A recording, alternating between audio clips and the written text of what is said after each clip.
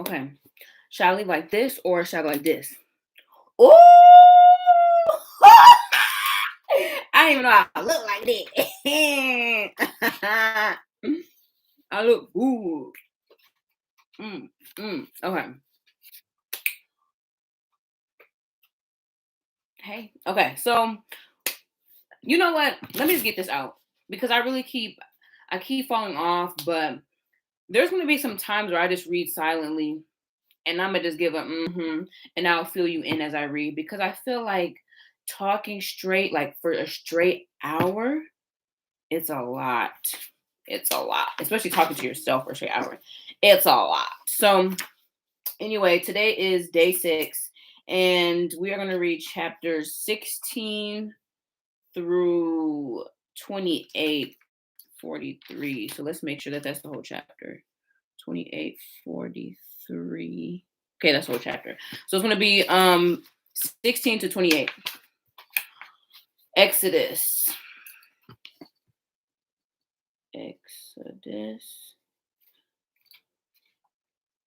Oh no, no, no! I'm supposed to put day 5. Wait, day 6. Okay, I'm just gonna put Exodus 16 through 28. Wow, this looks so much different than the other ones.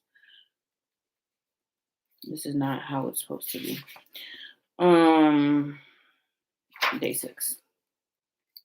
All right, are you guys ready? Are you guys ready? Are you guys ready? Are you guys ready? Are you guys ready?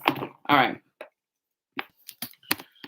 Says the whole Israelite community set out from Elim and came to the desert of Sin, which is between Elim and Sinai, on the 15th day of the second month after they came out of Egypt. In the desert, the whole community grumbled against Moses and Aaron. The Israelites said to them, "If only we had died by the Lord's hand in Egypt. There we sat around pots of meat and ate all the food we wanted, but you have brought us out into this desert to starve the entire assembly to death."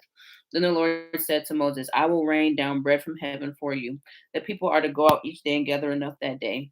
In this way, I will test them and see whether they will follow my instructions. On the 6th day, they are to prepare what they bring in, and that is to be twice as much as they gather on the other days, because it was the Sabbath. It was the day before the Sabbath, so he didn't want them out gathering on the Sabbath. Okay, okay.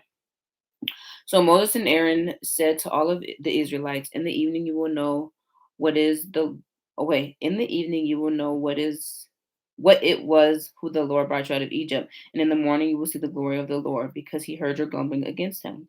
Who are we that you should grumble against us?" Moses said. "Also, you will know it was the Lord when he gave you meat to eat in the evening and the bread that you want in the morning, because he has already heard your grumbling against him. Who are we? You are not grumbling against us, but against the Lord." Then Moses told Aaron, "Say to the entire Israelite community, 'Come before the Lord, for he has heard your grumbling.'" While Aaron was speaking to the whole Israelite community, they looked towards the desert, and there was glory of the Lord appearing in the cloud. The Lord said to Moses, "I have heard the grumbling of the Israelites. Tell them at twilight you will eat meat, and in the morning you will be filled with bread. Then you will know that I am the Lord your God." That evening, quail came and covered the camp, and in the morning there was a layer of dew around the camp. When the dew was gone, thin flakes like frost on the ground appeared on the desert floor. When the Israelites saw it, they said to each other, "What is this?" For they did not know what it was. Moses said, "It is the bread that the Lord has given you to eat. This is what the Lord has commanded. Each one is to gather as much as he needs. Take an omer for each person you have in your tent." The Israelites did what they were told. Some gathered much, some little. And when they measured it by the omer, he who gathered much did not have too much, and he who gathered little did not have too little. Each one gathered as much as he needed. Then Moses said to them, "No one is to keep any of it until morning." However, some of them paid no attention to Moses. They kept part of it until the morning, but it was so full of maggots and began to smell. So Moses was very angry with them. Each morning, everyone gathered as much as he needed, and when the sun grew hot, it melted away.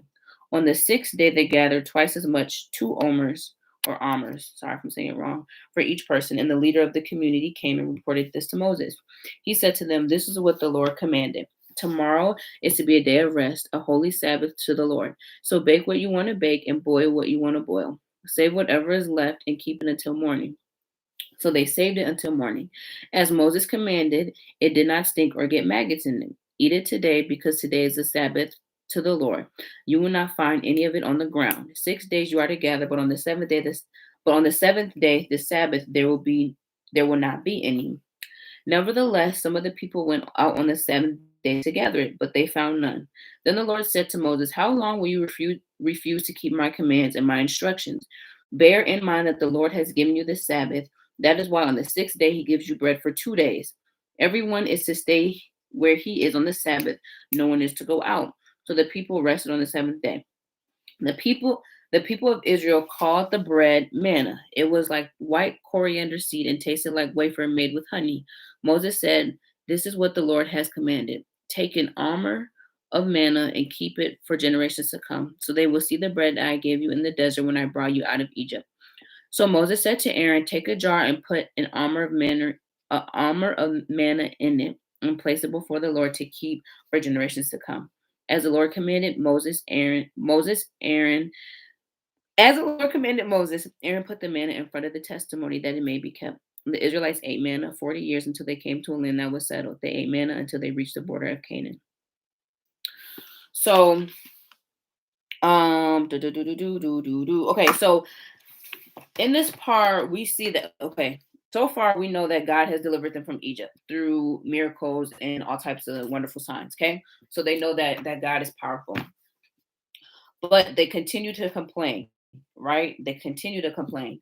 And that's kind of like us when we complain about small things or things that may seem big to us, even after God has brought us out, like out of a tough situation. Or just, there's miracles that's been performed in your life that you know about that I might not know about, but God has brought you out of it. But somehow we still could find ways to complain about like the smaller things, right? But what I want to point out is something I said before is when God does miracles, it's to show that it's only by his power that can happen. So they are in the middle of the desert, and it says there was a layer of dew around the camp. Verse 14, when the dew was gone, thin flakes like frost on the ground appeared on the desert floor, right? So literally food is coming up from the ground. They have not planted anything. They have not sown a seed. They have not nothing about a harvest, none of that. This is literally happening overnight, right? Or not even overnight, in their face. So that just goes to show like God can create something out of nothing, but also like when God does something, it'll like it's so miraculous and so crazy that you know that it's God. And sometimes that's why God allows things to happen, so you know that it's him and not you. Um Then I want to point out something else. God gives very, very clear directions. Okay, it says everyone needs to gather one armor per person, right? Excuse me, no more, no less. On the sixth day, they're supposed to gather twice as much. Why? Because they're supposed to rest on the Sabbath. So when they didn't do what they needed to do, they were looking goofy on the Sabbath because it says they went out. Says verse 27, nevertheless, some of the people went out on the seventh day to gather, but they found none. Then the Lord says to Moses, how long will you refuse to keep my commands and my instructions? God is continuing to provide for us, and we still somehow find a way to not keep his commands and instructions. So in my notes, I'm going to put um miraculous signs again.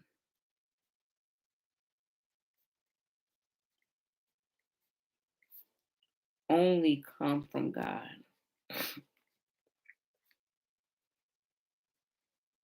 Right?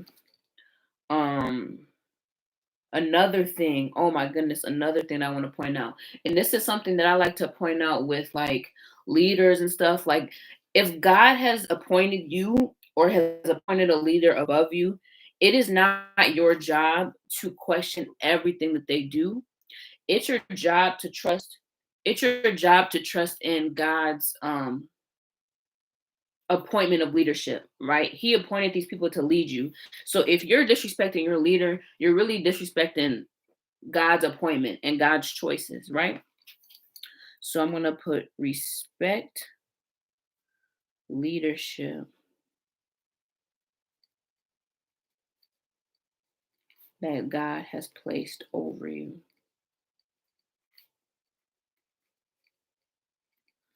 It says In verse 8, it says, do, do, do, do, do, do, do, do, do. Because he heard grumbling against him, he says, who are we? You are not grumbling against us, but against the Lord, because they were grumbling against Moses and Aaron. So when you complain about your leader, you're actually complaining about God and his decision. Okay? Mm-hmm. God gives very specific instructions throughout this miraculous walk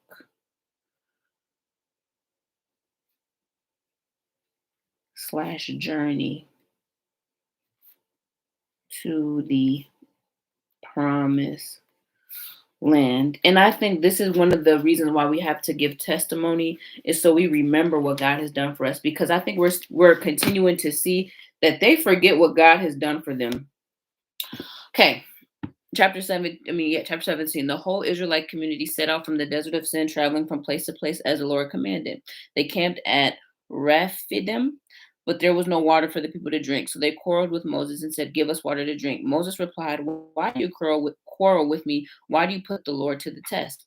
But the people were thirsty for water there, so they grumbled against Moses. They said, why did you bring us out of Egypt? Why did you take us out of the place of slavery to make us and our children the livestock die of thirst? Then Moses cried out to the Lord, what am I to do with these people? They are almost ready to stone me. The Lord answered Moses, walk on ahead of the people, take with you some of the elders of Israel, and take in your hand the staff which you struck the Nile, and go. I will stand there before you by the rock of Horeb. Strike the rock, and water will come out of it for the people to drink. So Moses did this in the sight of the elders, and he called this place Massa and Meribah, because the Israelites quarreled and because they tested the Lord, saying, is the Lord among us or not? The Amalekites came and attacked the Israelites at Rephidim. Moses said to Joshua, choose some of our men to go down and fight the Amalekites. Tomorrow I will stand on top of the hill with the staff of the God in my hands. I love this story. So Joshua fought the Amalekites as Moses had ordered, and Moses, Aaron, and Hur went to the top of the hill. As long as Moses held his hands up, the Israelites were winning. But when he lowered his hands, the Amalekites were winning. When Moses' hands grew tired, they took a stone and put it under him, so he sat on it. Aaron and Hur held his hands up, one on one side, one on the other, so that his hands remained steady till sunset. So Joshua overcame the Amalekite army with the sword. Then the Lord said to Moses, write this on a scroll as something is to be remembered, and make sure that Joshua hears it, because I will completely blot out the memory of the Amalek from under the heaven. Moses built an altar and called it, the Lord is my banner. He said, for the hands were lifted up to the throne of the Lord, and the Lord will be at war with the Amalekites from generation to generation. Wow. So number one, I know I've said this before, but minor inconvenience can tempt us to go back to the place that God has delivered us from. They're thirsty and they want to go back to slavery. Like we get so comfortable in a place of chaos that when God is bringing us out and we deal with inconveniences that are normal, like life is an inconvenience sometimes. Slavery was a huge inconvenience, but they still wanted to go back there because they were comfortable with it. And they're like, well, at least we get to drink water. Like that's so small compared to freedom. But we have to be careful not to fall into that same trap. Also, Also,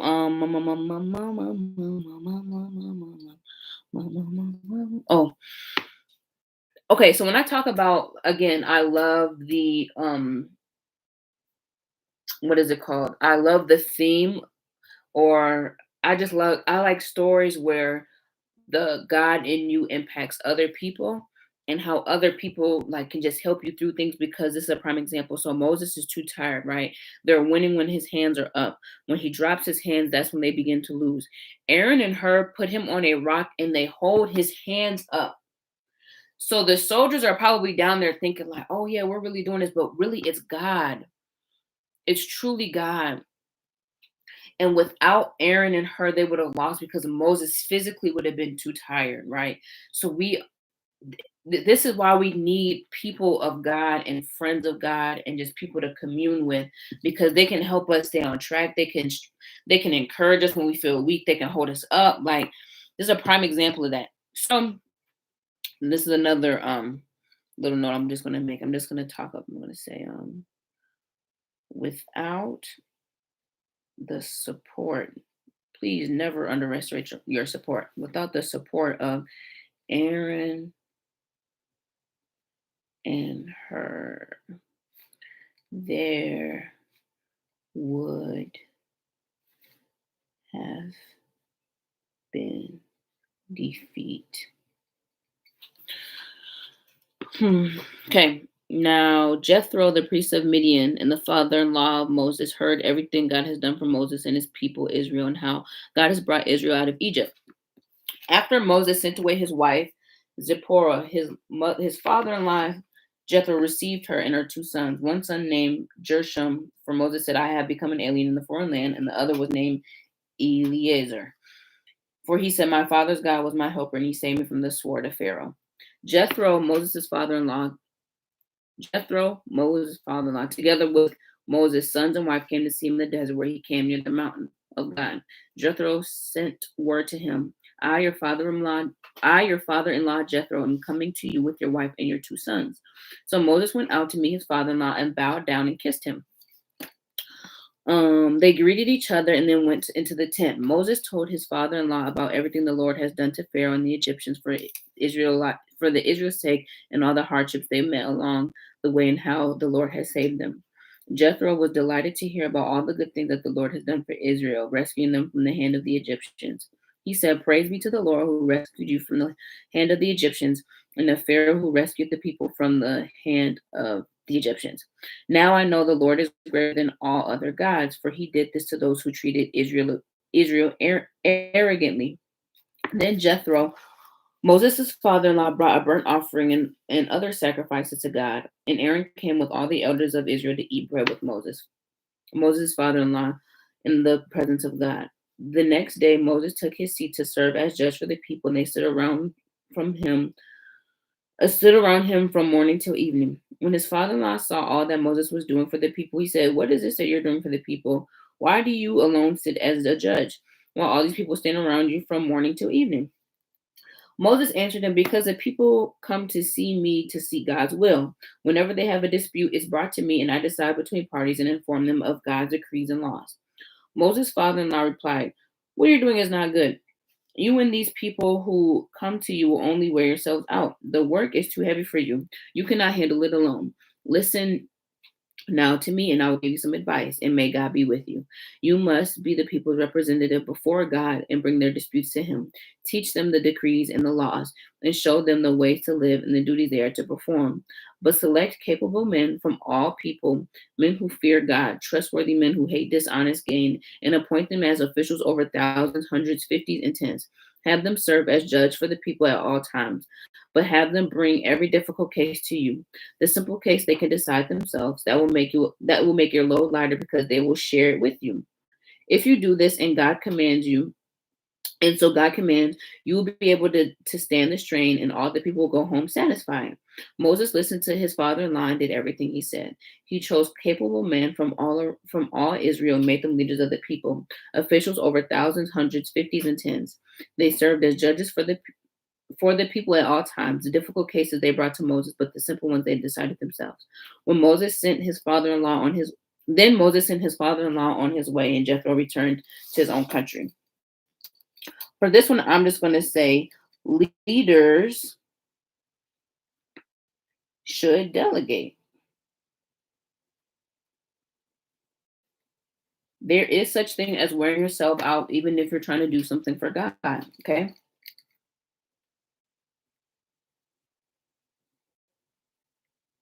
You can wear yourself out doing good works for God.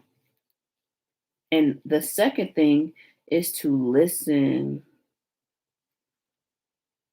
Moses's um weight was lightened because he listened. But another thing that I want to point out is who he listened to. He's not out here listening to a stranger or anybody. He's listening to somebody who one believes in God, right? Because Jethro heard what God was doing and he said, "This is the God of all gods." Next, he said, "Listen." He said, "Listen to me and I'll give you some advice and may God be with you." But not only that, it says, um in 23, if you do this and God so commands. So not only listen to me, but if you listen to me and God backs this up, or and you feel that God agrees, then you should do this, right? He's not just saying just listen to me. So the people that you listen to need to be people of God. They need to be people who have some type of belief in God, somebody who fears God, who acknowledges him, not just somebody who's just like, "Oh, God is real," but no, somebody who truly acknowledges him and wants you to live out the way that God would have it, right? So who, we'll put that underline, you listen to is important, comma. Jethro said, if God commands, not just him. All right. Wait, where we look? Oh, we're going to 20. Okay. In the third month after the Israelites left Egypt, on the very day they came to the desert of Sinai. After they set out from Rephidim, they entered the desert of Sinai, and Israel camped there in the desert from the mountains. When Moses went up to God, and the Lord called him from the mountain and said, "This is what you are to say to the house of Jacob, and what you are to tell the people of Israel. You yourselves have seen what I did to Egypt, and how I carried you on eagle's wings and brought you to myself. Now, if you obey me fully and keep my covenant, then out of all nations you will be my treasured possession. Although the whole earth is mine, you will be for me a kingdom of priests and a holy nation. These are the words you are to speak to the Israelites." So Moses went back and summoned the elders of the people and set before them all of the words that the Lord commanded him to speak. The people all responded together, "We will do everything the Lord has said." So Moses brought their answer back to the Lord. The Lord said to Moses, "I'm going to come to you in a dense cloud so that people will hear me speaking with you, and I will put their trust in you." Then Moses told the Lord what the people had said. The Lord said to Moses, "Go to the people and consecrate them today and tomorrow, and have them wash their clothes and be ready by the third day, because on that day the Lord will come down on Mount Sinai in the sight of all the people. Put limits for the people around you, the people around the mountain, and tell them, be careful that you are not to go up the mountain or touch foot of it. Whoever touches the mountain shall surely be put to death. He surely shall be stoned or shot with arrows, and not a hand is to be laid on him. Whether man or animal, he should not be permitted to live. Only when the ram's horn sounds as a long blast may they be able to go up to the mountains." After Moses gone down to the mountain to the people, he consecrated them, and they washed their clothes. And he said to the people, "Prepare yourself for the third day and abstain from sexual relations." On the morning of the third day, there was thunder and lightning with a thick cloud over the mountain, a very loud trumpet blast. Everybody in the camp trembled. Then Moses led the people out of the camp to meet with God. And they stood at the foot of the mountain. Mount Sinai was covered with smoke because the Lord descended on it in fire. The smoke billowed up from it like smoke from a furnace. The whole mountain trembled violently, and the sound of the trumpet grew louder and louder. Then Moses spoke to the voice of God. Then Moses spoke, and the voice of God answered him. The Lord descended on the top of Mount Sinai and called Moses to the top of the mountain. So Moses went up, and the Lord said to him, "Go down and warn the people so they do not force their way to see the Lord, and many of them perish." Even the priests who approach the Lord must consecrate themselves, or the Lord will break out against them. Moses said to the Lord, "Those people cannot come up on Mount Sinai because you yourself warned us, put limits around the mountain and set it apart as holy." The Lord replied, "Go down and bring Aaron up with you, but the priests and the people must not force their way to come up to the Lord, or he will break out against them." So Moses went down to the people and told them. So, boom, I'm just going to say Moses hauled up the mountain,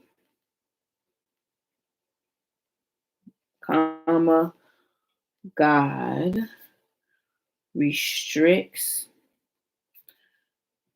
the Israelites from seeing him. Boom. Okay. Chapter 20. And the Lord spoke these words: I am the Lord your God who brought you out of Egypt and out of the land of slavery. You shall have no other gods before me. You shall not make yourself an idol in the form of anything in the heaven above, or the earth beneath, or the waters below. You shall not bow down to them or worship them, for I, the Lord your God, am a jealous God, punishing the children of the sins of the fathers on the third and fourth generation of those who hate me, but show loving to thousands generations of those who love me and keep my commandments. You shall not misuse the name of the Lord your God, for the Lord will not hold anyone guiltless who misuses his name. Remember the Sabbath day by keeping it holy. 6 days you shall labor and do all your work, but the seventh day is a Sabbath to the Lord your God. On it you shall not do any work, neither you, nor your son, nor your daughter, nor your manservant, nor your maidservant, nor your animals, nor your alien within your gates. For in 6 days the Lord has made the heavens and the earth, the sea, and all that is in them, but rested on the seventh day. Therefore the Lord blessed the Sabbath and made it holy. Honor your mother and father, so that you may live long in the land of the Lord your God is giving you. You shall not murder. You shall not commit adultery. You shall not steal. You shall not give false testimony against your neighbor. You shall not cover your neighbor's house. You shall not cover your neighbor's wife, or his manservant, or his maidservant, or his ox, or his donkey, or anything that belongs to your neighbor. When the people saw the thunder and lightning, and heard the trumpet, and saw the mountain and the smoke, they trembled with fear. They stayed at a distance and said to Moses, "Speak to us yourself, and we will listen, but do not have God speak to us, or we will die." Moses said to the people, "Do not be afraid. God has come to test you, so that fear of God will." Okay, do not be afraid, for God has come to test you, so that the fear of God will be with you and keep you from sinning. So the people remained at a distance while Moses approached the thick darkness where God was. Then the Lord said to Moses, "Tell the Israelites this: You have seen for yourself that I have spoken to you from the heaven. Do not make any gods to be alongside me. Do not make yourselves a god of silver or gods of gold. Make an altar of the earth for me and sacrifice on it your burnt offerings and fellowship offerings, your sheep and your goats and your cattle. Wherever I cause my name to be honored, I will come to you and bless you. If you make an altar of stones for me, do not build it with dressed stone, for you will defile it as you use a tool on it. And do not go up to my altar on the steps, lest your nakedness be exposed on it." So we are given the Ten Commandments in chapter 20. So I'm just going to write them down really quick. I'm not going to write the whole thou, they stuff, but I'm going to write them down really quick. So starting from the top, no other gods, no idols, don't misuse God's name, keep the Sabbath holy.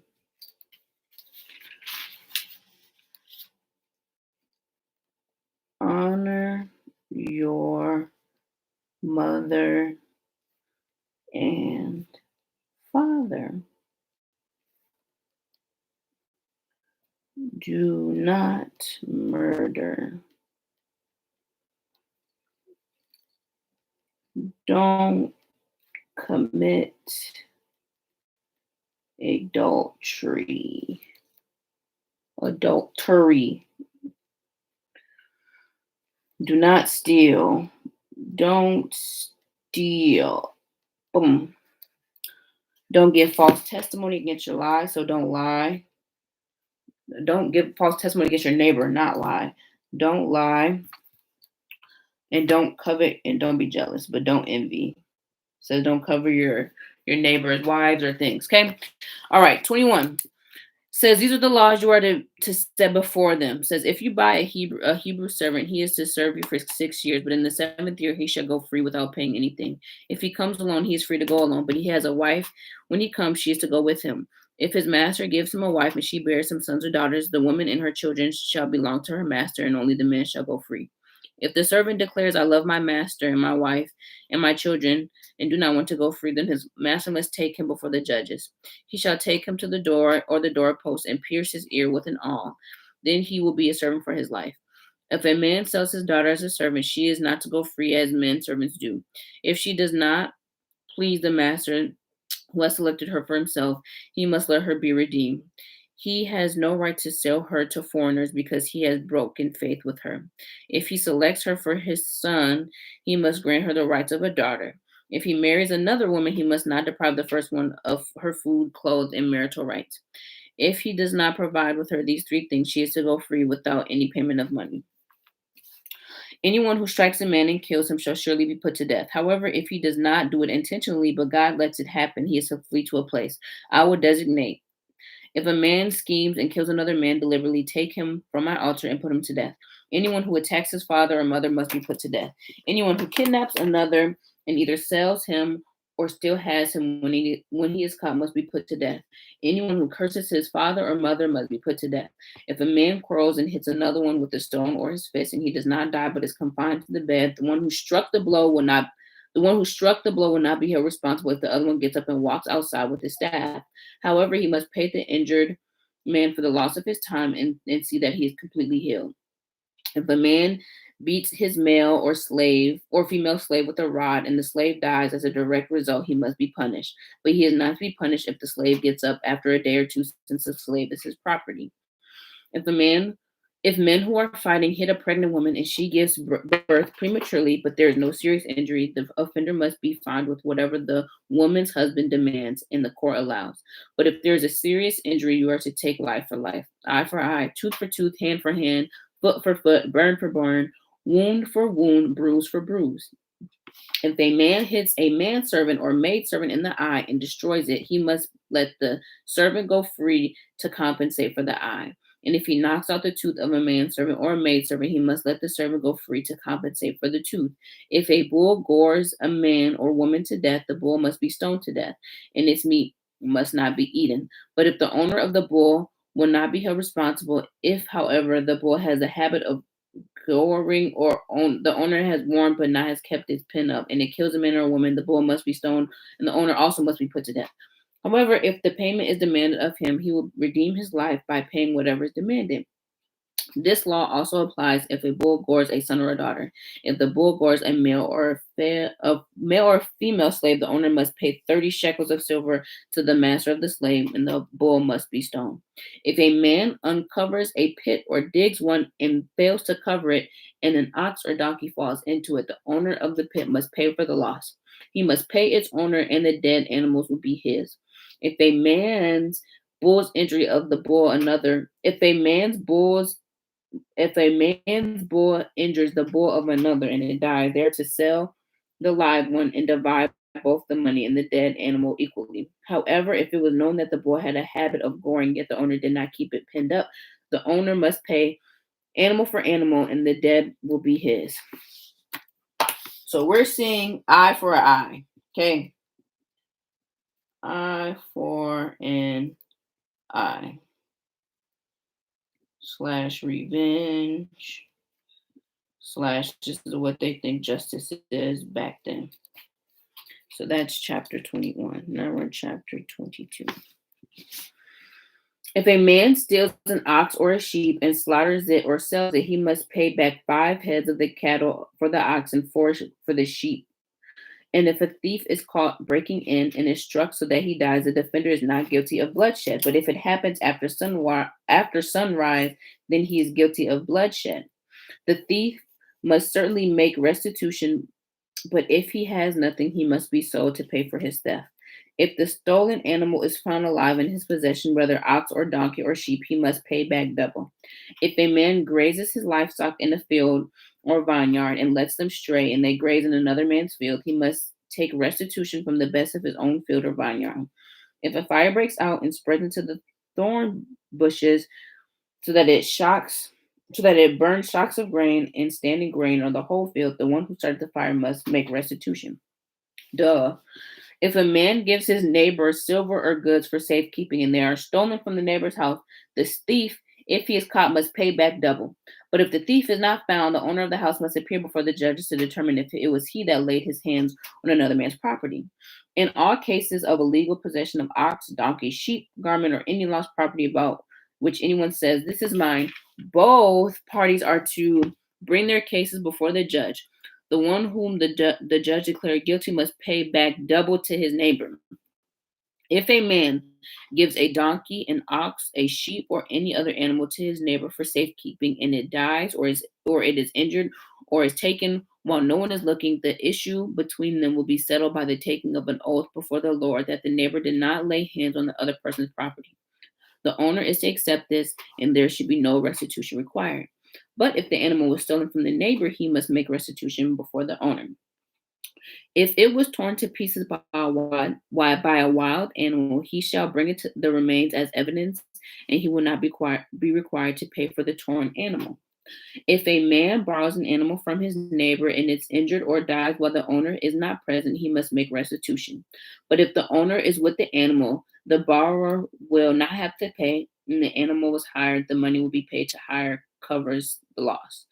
The hire covers all. Okay. If a man seduces a virgin who is not pledged to be married and sleeps with her, he must pay the bride price, and she shall be his wife. For if her father absolutely refuses to give her to him, he must still pay the bride price for virgins. Do not allow sorcerers to live. Anyone who has sexual relations with the animal must be put to death. Whoever sacrifices to any god other than the Lord must be destroyed. Do not mistreat an alien, oppress them, for you were aliens in Egypt. Don't bully people. Do not take advantage of a widow or an orphan. If you do, and they cry out to me, I will certainly hear their cry. My anger will be aroused, and I will kill you with the sword. Your wives will become widows, and your children fatherless. If you lend money to one of my people among you who is needy, do not be like a money lender. Charge him no interest. If you take your neighbor's cloak as a pledge, return it to him by sunset, because his cloak is the only covering that he has for his body. What else will he sleep in? When he cries out to me, I will hear, for I am compassionate. Do not blaspheme God or curse the ruler of your people. Do not hold back offerings from your granaries or your vats. You must give me the firstborn of your sons. Do the same with your cattle and your sheep. Let them stay with their mother for 7 days, but then give them to me on the 8th day. You are to be my holy people. So do not eat the meat of animal torn by wild beasts. Throw it to the dogs. So we just see more of God's commandments. Sorry. These are more commandments. I'm going to say these are more of God's command. I don't know what I just wrote. Commandment. Rather than vengeance. Okay. All right. How many more pages we got? How many more pages? Oh my word. Okay, so woo.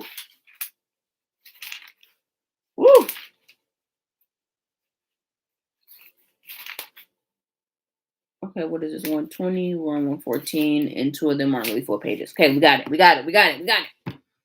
So it says, do not spread false reports. Stop gossiping. Right off rip. I'm putting that down right now. Stop gossiping. Y'all don't even be knowing the flavor of the Kool-Aid. Always trying to tell people business. Do not help a wicked man by being a malicious witness. Do not follow the crowd in doing wrong. When you give testimony in a lawsuit, do not pervert justice by siding with the crowd, and do not show favoritism to a poor man in his lawsuit. If you come across your enemy's ox or donkey wandering off, be sure to take it back to him. If you see the donkey of someone who hates you or fallen under its load, do not leave it there. Be sure that you help him with it. Do not deny justice to your poor people in their lawsuits. Have nothing to do with false charge, and do not put an innocent or honest person to death, for I will not acquit the guilty. Do not accept a bribe, for a bribe blinds those who see and twist the words of the righteous. Do not oppress an alien. You yourselves know how it feels to be aliens because you were aliens in Egypt. So it says, stop gossiping, don't lie, don't show favoritism, don't deny justice. Those were the laws of the justice and mercy. These are the Sabbath laws. For 6 years you are to sow your fields and harvest the crops, but during the seventh year the land lie unplowed and unused. Then the poor among you may go get food from it, and the wild animals may eat what they leave. Do not do the same with your vineyard and your olive grove. 6 days to do your work, but on the seventh day do not work, so your ox and your donkeys may rest, and the slave born in your house and the aliens may be refreshed. Be careful to do everything that I said to you. Do not invoke names of other gods. Do not let them be heard on your lips. 3 times a year you are to celebrate a festival to me. Celebrate the feast of unleavened bread. For 7 days eat bread made without yeast, as I commanded you. Do this at the appointed time of the month of the Abib. Of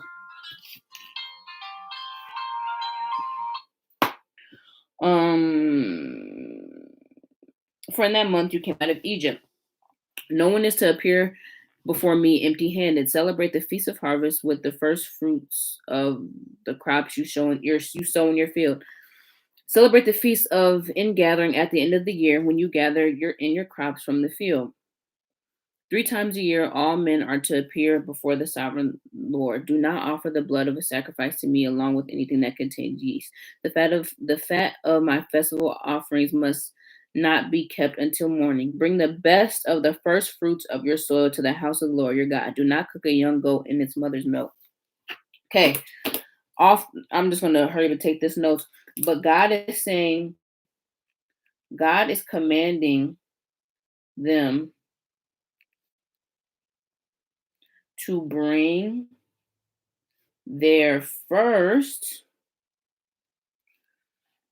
fruits. I talked about this with Cain and Abel. The reason why God did not want Cain's offering is because he tried to bring some and he didn't even bring the best. Abel gave the best. He gave the first and he gave the best. That's what we have to give to God. When we're trying to give something to God, we can't just give him the least of our time, but we actually have to give him, wow, I'm talking to me. We can we can't just give him the least of our time, the leftover time. We got to set out time for God and give him that. Give him, when we get paid, put that money aside. Okay. Says, see, I am sending an angel ahead of you to guard you along the way and bring you to the place that I prepared. Pay attention to him and listen to what he says. Do not rebel against him. He will not forgive your rebellion, since my name is in him. But if you listen carefully to what he says and do all that I say, I will be an enemy to your enemies, and I will oppose those who oppose you. My angel will go up ahead of you and bring you into the land of the Amorites, Hittites, Hivites, and Jebusites, and I will wipe them out. Do not bow before any of their gods or worship them or follow their practices. You must demolish them and break into their sacred stones to pieces. Excuse me. Worship the Lord your God, and his blessing will be on your food and your water, and I will take sickness away from you, and none will miscarry or be barren in your land, and I will give you a full lifespan. I will send my terror ahead of you and throw into confusion every nation that you encounter. I will make all your enemies turn their backs and run.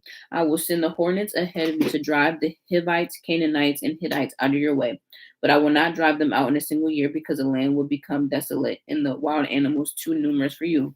Little by little, I will drive them out before you until you have increased enough to take possession of the land. I will establish your borders from the Red Sea to the Sea of the Philistines, and from the desert to the river. I will hand over to you the people who live in the land, and you will drive them out before you. Do not make a covenant with them or their gods. Do not let them live in your land, or they will cause you to sin against me, because the worship of their gods will surely be a snare to you. Okay.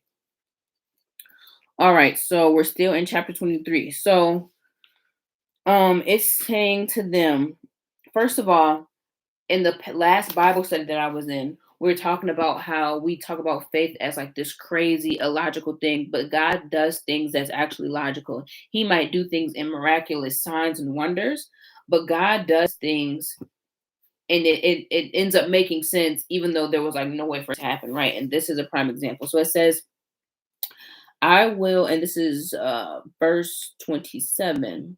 I will send my terror ahead of you and throw into confusion every nation that you encounter, right? Then we're going to jump to 29. It says, I will not drive them all out in a single year because the land will become too desolate and the wild animals too numerous for you. Little by little, right? God is doing something like, yes, it's still a miracle because they've come on this way. They're definitely outnumbered with all these people.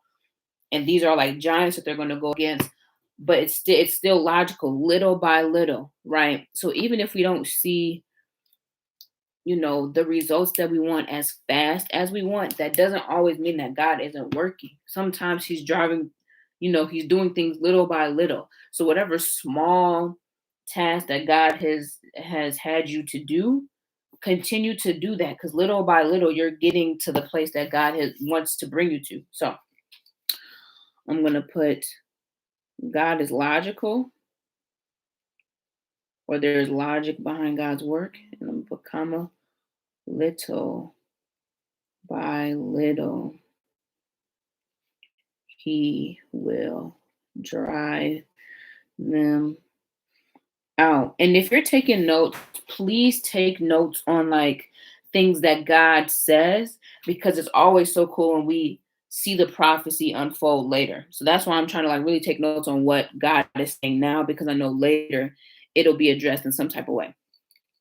God also says, don't allow the people they overturn to live in the city. What else? Don't make a covenant with them. And don't make a covenant with them. And don't make a covenant with them or worship their gods either.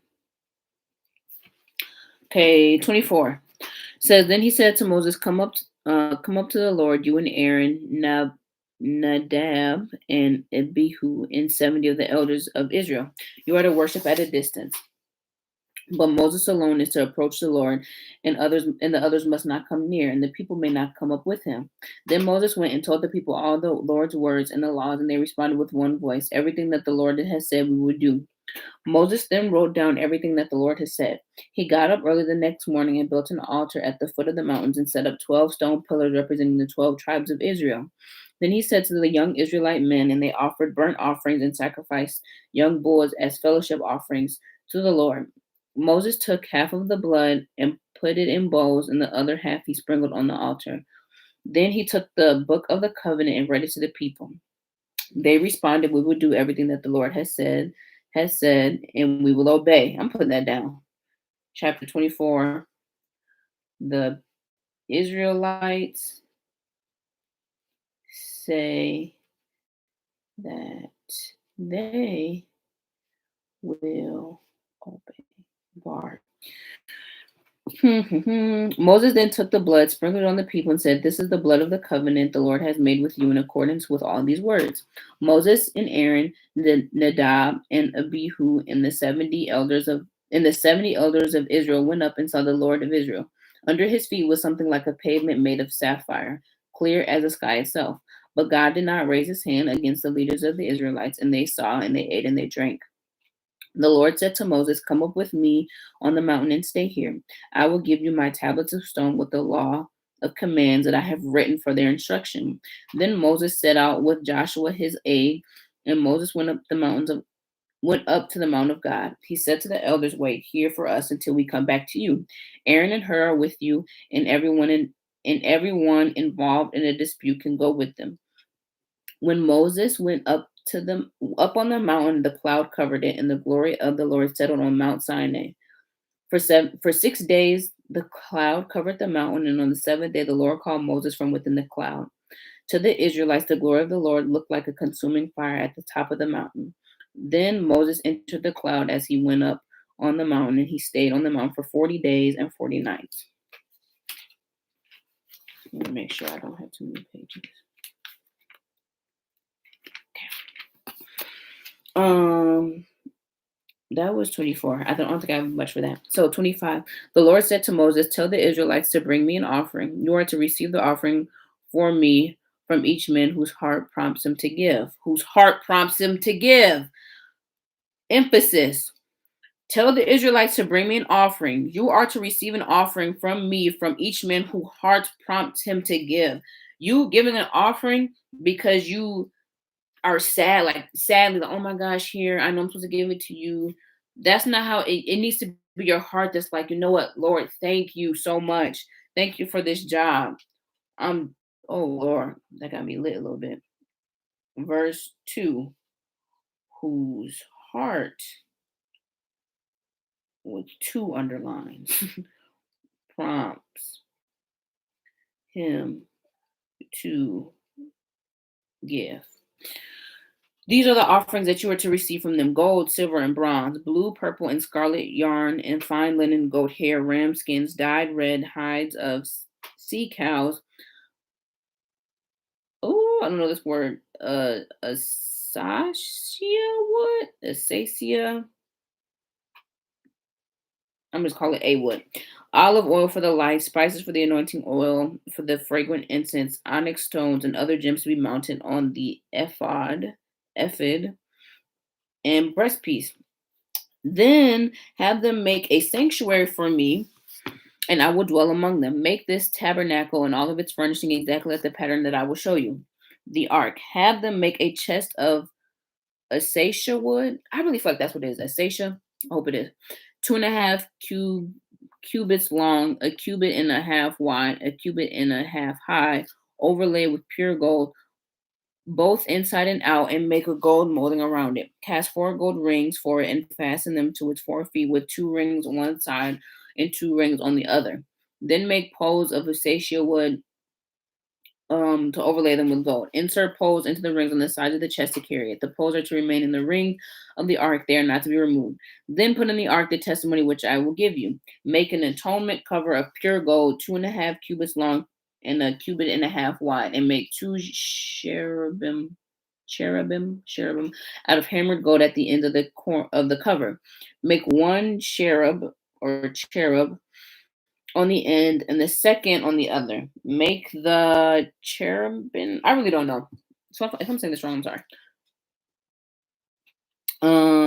Of one piece of the cover at the ends. They are to have their wings spread upwards, overshadowing the cover with them. They are to face each other, looking towards the cover. Place the cover of the ark and put in the ark the testimony which I will give to you. There above the cover between 2 of the cherubim that are over the ark are the testimony. I will meet with you and give all my commandments to the Israelites. Says, make a table of the wood, a cube long, a cube wide, a cubit and a half, overlay with pure gold, and make a gold molding around it. Also make around it a rim and handbreadth wide, and put a gold molding on the rim. Make 4 gold rings of the table and fasten them to the 4 corners where the 4 legs are.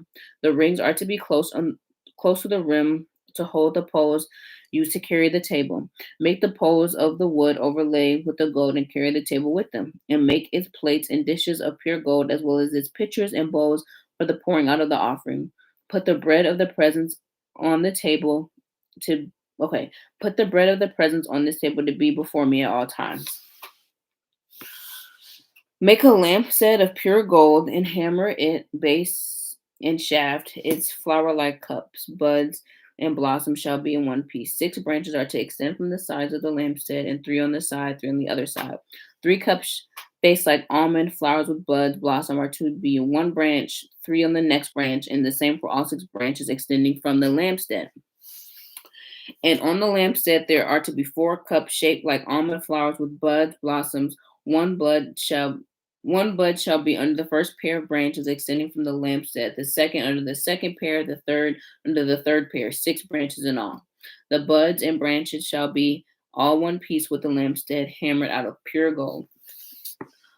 Then make it 7 lamps and set them on it so the light is in the space in front of it.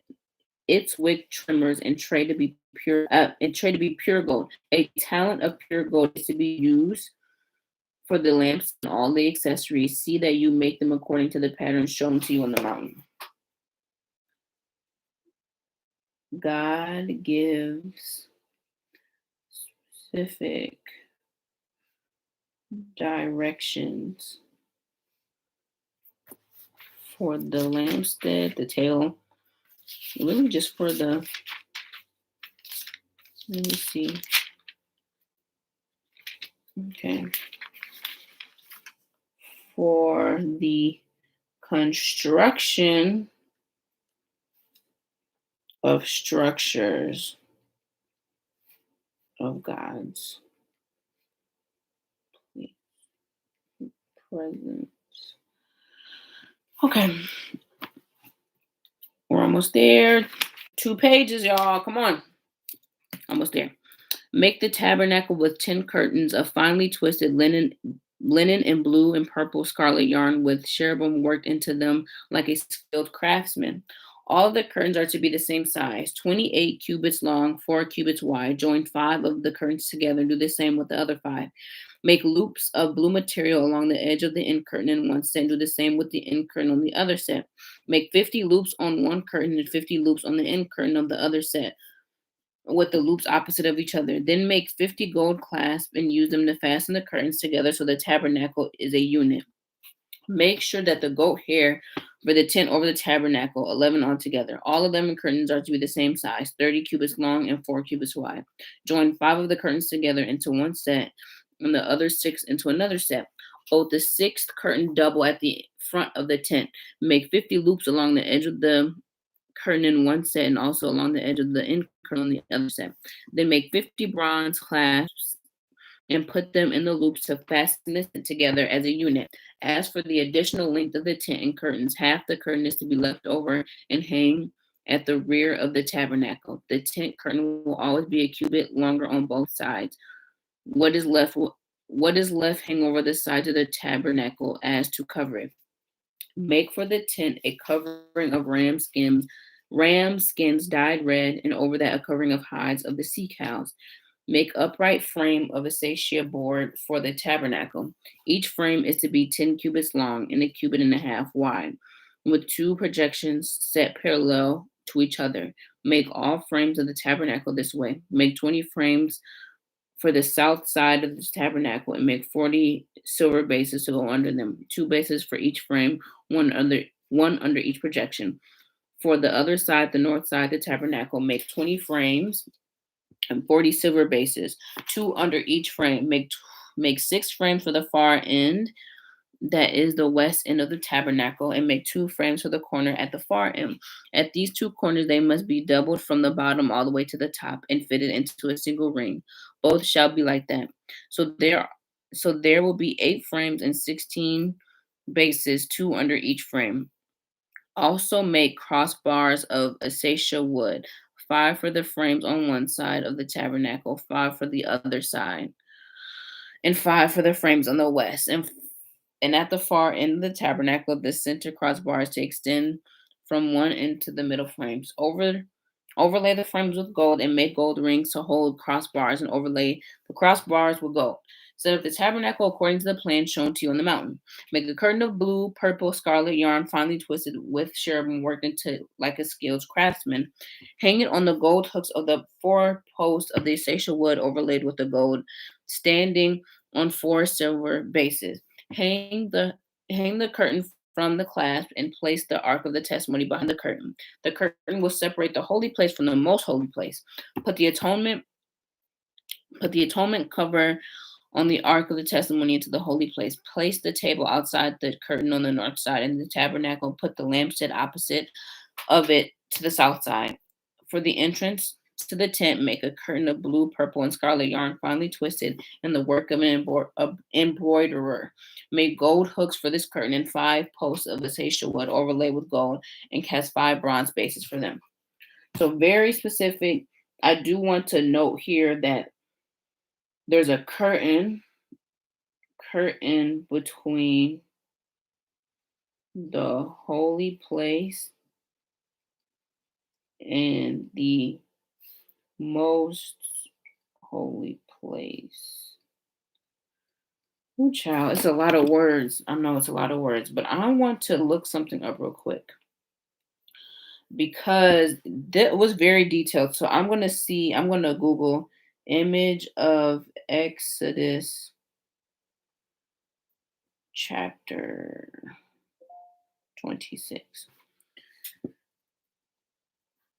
to see images. Okay. So that's one of the pictures. This is another picture. There's one that's a really good one. Is this the one that I just showed you? This one, this one has like words explaining how it fits. So, okay. Okay, so this picture, it is a diagram. It says the tabernacle and high priest Moses described, NWT, and it is on jw.org. And it says tabernacle features, and it has a whole bunch of the Exodus stuff that we just read, and it shows it like numbers it too. So this is like the legend on the bottom with the numbers, and then on the diagram you see like the little blue circles. Oh, you see those blue circles showing you that it's showing you like where the stuff on the legend is. Okay. It's really hard for me to just read all those words and not put a picture to like the words. So that's why I looked that up. So look it up if you are a little, confused on what you read. 27. We're almost there, y'all. Build an altar of acacia wood, 3 cubits high, for it to be square, 5 cubits long, and 5 cubits wide. Make a horn at each of the 4 corners, that the horns in the altar are of one piece, and overlay the altar with bronze. Make all of the utensils of bronze, its pots to remove the ashes, and its shovels, sprinkling bowls, meat forks, and fire pans. Make a grating for a bronze network, and make a bronze ring at each of the 4 corners of the network. Put it under the ledge of the altar so that it's halfway up the altar. Make poles of acacia wood for the altar and overlay them with bronze. The poles are to be inserted into the ring so they will be on 2 sides of the altar when it's carried. Make the altar hollow out of boards, and it will be made as you were shown on the mountain. Make a courtyard for the tabernacle. The south side shall be hundreds of cubits large, and will have curtains of finely twisted linen with 20 posts and 20 bronze bases with silver hooks and bands on the pots. The north side shall be 100 cubits long, and is to have curtains with 20 posts and 20 bronze bases with silver hooks and bands on the posts. The west end of the courtyard shall be 50 cubits wide and have curtains with 10 posts and 10 bases. On the east end towards the sunrise, a courtyard shall be 50 cubits wide. Curtains 15 cubits long are to be on the side of the entrance, and 3 posts and 3 bases. And curtains 15 cubits long are to be on the other side with 3 posts and 3 bases. For the entrance of the courtyard, provide a curtain 20 cubits long of blue, purple, and scarlet yarn, finely twisted linen, the work of an embroiderer, with 4 posts and 4 bases. All of these posts around the courtyard were to have silver bands and hooks and bronze bases. The courtyard shall be hundreds of cubits long and 50 cubits wide, with curtains of finely twisted linen, 5 cubits high, with bronze bases. And all articles shall be used in the service of the tabernacle, whatever their function, including the tent pegs for it. Okay, including the 10 pegs for it should be bronze too. Oh, command the Israelites to bring you clear oil, press of olives in the light, so that the lamps can make. Oh my gosh. Command the Israelites to bring you clear oil of pressed olives for the light, so the lamps may be kept burning. In the tent of meeting outside the curtain that is in front of the testimony, Aaron and his sons are to keep the lamps burning before the Lord from evening till morning. This is to be a lasting ordinance among the Israelites for generations to come. All right, so that is 27. So, though it's a lot of description, like a lot of words, and we don't have like pictures like right in front of us right now as we read it, you have to wonder and you have to think like, why was there so much thought put into this process, right? So God wants this to be done a certain way.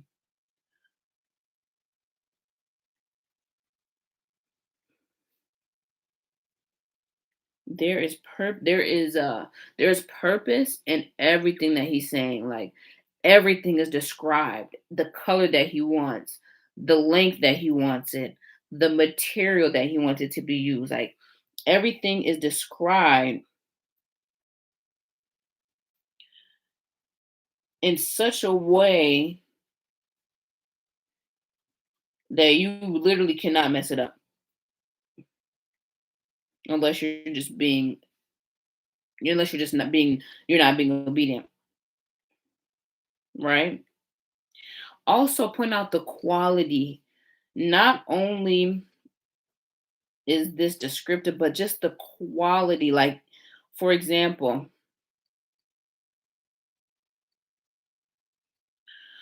and this I've read this like three times where it talked about number 16, provide a curtain 20 cubits long of blue, purple, and scarlet yarn and finely twisted linen, the work of an embroiderer, right? So not only does it need to be twisted up, it needs to be the work of an embroiderer, somebody who does that for a living, right? Which is why, and then this is why whatever God has blessed us to do, we have to be faithful in it, because an embroiderer might not see his job as being all that. I don't know what it was back then, but it may not seem like all of that. But then when it's time to build God's, altar and the tabernacle and all this stuff, that's when we can start using it, right? So make sure that whatever God has blessed you with, that you continue to use it and to be faithful in it too. All right, last chapter. Praise God. Okay. Have Aaron your brother brought to you from among the Israelites, along with his son Nadab, Abihu, Eleazar, Ethamar, so they may serve me as priests. Make sacred garments for your brother Aaron to give him dignity and honor. Tell all the skilled men to whom I have given wisdom such matters that they are to make garments for Aaron for his consecration, so he may serve me as a priest. These are the garments they are to make: a breastpiece and a ephod, a robe, a woven tunic, a turban, and a sash. They are to make these sacred garments for your brother Aaron and his sons, so they may serve me as priests. I'm going to put Aaron and sons serve as priests.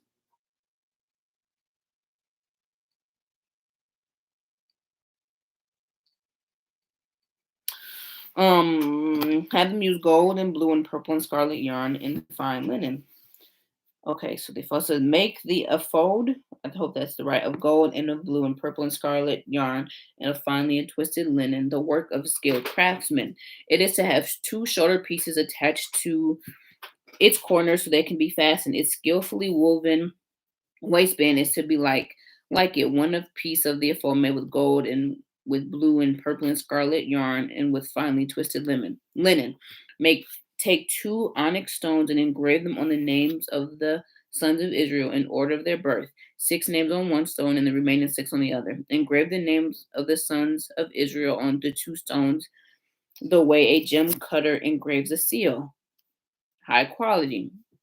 Then mount the stones in the gold filigree setting and fasten them on the shoulder pieces of the ephod as memorial stones for the sons of Israel. Aaron is to bear the names on his shoulders as a memorial before the Lord.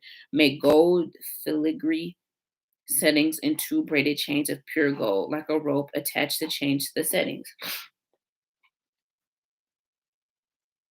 Fashion, fashion a breast piece for making decisions, the work of a skilled craftsman. Make it like a fold of gold and blue and purple scarlet yarn and of twisted linen. It is to be square, a span along a span long and a span wide, and double folded.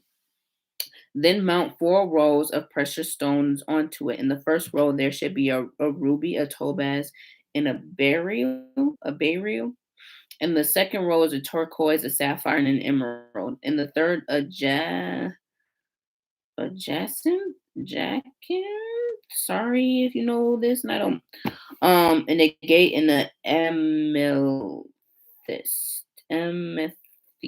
In the fourth row, a chrysolite, and an onyx, and a jasper. Mount them in the gold filigree settings. There are to be 12 stones for each of the names of the sons of Israel, each graved with a seal and the names of the 12 tribes. For the breastpiece, make braided chains of pure gold like a rope. Make two gold rings for it and fasten them to the corners of the breastpiece. Fasten the 2 gold chains to the rings in the corners of the breastpiece and the other ends of the chains to the 2 settings, attaching them to the shoulder pieces of the ephod at the front. Make 2 gold rings and attach them to the other 2 corners of the breastpiece on the next edge to the ephod. Make 2 more gold rings and attach them to the bottom of the shoulder piece to the front, and close the seam just above the waistband of the ephod. The rings of the breastpiece are to be tied to the rings of the ephod with blue cord connecting the waistband so that the breastpiece will not swing from the ephod. Whenever Aaron enters the holy place, he must bear the names of the sons of Israel over his heart on the breastpiece of the decision as a continual memorial before the Lord. Also put the Urim and the Thummim in the breastpiece so they may cover Aaron's heart whenever he enters the presence of the Lord. Thus Aaron will always bear the means of making decisions for the Israelites over his heart before the Lord. Make the robe entirely blue cloth with an opening for the head in its center. There will be a woven edge like a collar around its opening so it will not tear. Make pomegranates of blue, purple, and scarlet yarn along the hem of the robe and gold bells between them. The gold bells and the pomegranates are to alternate around the hem of the robe. Aaron must wear it when he ministers. The sound of the bells will be heard when he enters the holy place before the Lord and when he comes out, so that he will not die. Make a plate of pure gold and engrave on it the seal of the Holy Lord. Fasten a blue cord to it and attach it to the turban so as to be on the front of the turban. It will be on Aaron's forehead, and he will bear the guilt involved with the sacred gifts of the Israelites consecrate whenever the gifts may be. It will be on Aaron's forehead continually that they will be acceptable to the Lord. Weave the tunic of fine linen and make the turban of fine linen. The sash is to be the work of an embroiderer. Make tunics, sashes, and headbands for Aaron's sons and give them dignity and honor. After you put these clothes on your brother Aaron and his sons, anoint and ordain them, consecrate them so they may serve me as priests. Make linen undergarments as covering for the body and reach from the waist to the thigh. Aaron and his sons must wear them whenever they enter the tent of meeting or approach the altar to minister in the holy, not incur guilt and die. This is the lasting ordinance for Aaron and his descendants. Okay, so let's see. Image of Exodus 20. So image of Exodus 28. So priestly garments. Okay. So this is what we just read. That's what we read about. So that is day number 6. We read 16 through 28. Hope you learned something, and I'll see you tomorrow. Why are you reading out loud?